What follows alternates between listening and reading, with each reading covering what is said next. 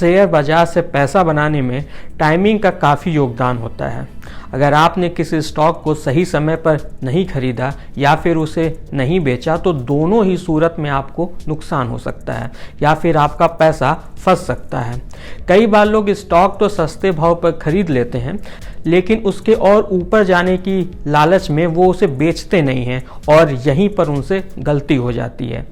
इस वीडियो में आपको हम 5 ऐसे ही स्टॉक्स के बारे में बताने वाले हैं जिन्हें ब्रोकरेज फर्मों ने बेचने की सलाह दी है।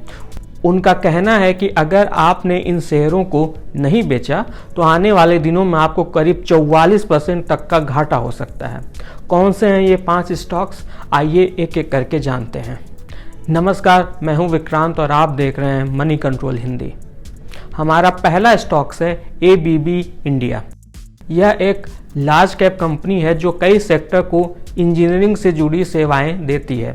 ब्रोकरेज फर्म HDFC सिक्योरिटीज़ का कहना है कि जून तिमाही के दौरान ABB इंडिया ने मार्जिन के मोर्चे पर शानदार प्रदर्शन किया है, लेकिन उसकी आमदनी अनुमानों से कम रही। HDFC सिक्योरिटीज़ ने यह भी कहा कि ABB इंडिया का वैल्यूएशन इस समय काफ़ी ऊंचा है, जो इसके शेयरों में और तेजी आने की संभावनाओं को रोकता है। उसने इस स्टॉक्स को पोर्टफोलियो से रिड्यूस करने यानी घटाने की सलाह दी है और इसके लिए 3561 रुपये का टारगेट प्राइस तय किया है। यह इसके मौजूदा भाव से करीब 16% की गिरावट आने का संकेत देता है। अब आते हैं हमारे दूसरे स्टॉक्स पर, जो है डिवीज लैबोरेटरीज। यह सालों से निवेशकों की चहेती कंपनी रही है, जिसने लोगों को लगातार बेहतर रिटर्न दिया है, लेकिन करीब 1-1.5 साल से ये स्टॉक्स सपाट कारोबार कर रहा है।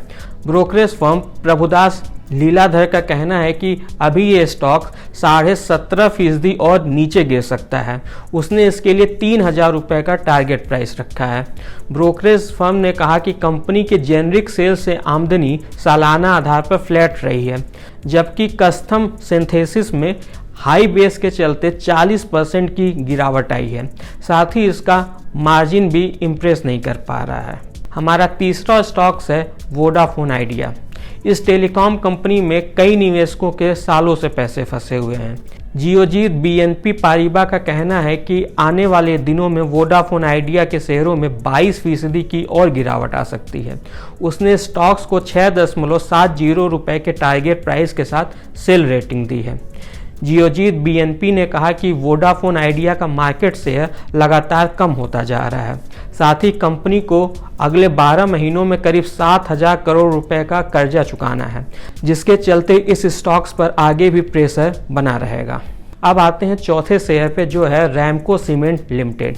यह एक सीमेंट कंपनी है जिसका मार्केट कैप करीब 20,800 करोड़ रुपए है। BOB कैपिटल मार्केट का कहना है कि कंपनी अपनी क्षमता विस्तार कर रही है, जिसके चलते उसके वॉल्यूम में ग्रोथ दिखाई दे रही है, लेकिन इसका मार्जिन कमज़ोर है। साथ ही इसका मौजूदा वैल्यूएशन भी काफ़ी ऊंचा है। इसके चलते उसने स्टॉक को सेल रेटिंग दी है।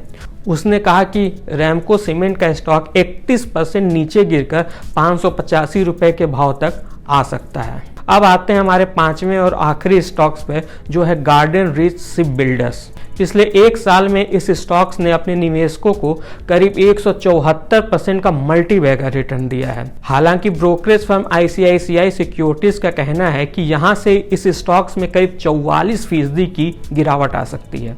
उसने इसे सेल रेटिंग के साथ 440 रुपये का टारगेट प्राइस दिया है। ICICI सिक्योरिटीज़ ने कहा कि कंपनी की रेवेन्यू में एक अच्छा हिस्सा अन्य स्रोत से आ रहा है और आने वाले दिनों में हमें इस अन्य स्रोत की आमदनी में गिरावट आने की उम्मीद है।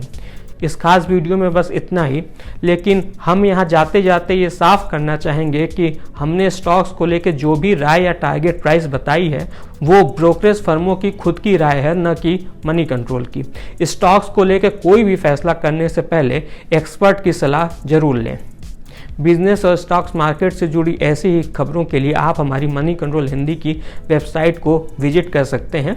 इसके अलावा आप हमें यूट्यूब, फेसबुक, इंस्टाग्राम और X यानी कि ट्विटर पर भी फॉलो कर सकते हैं। Thank you.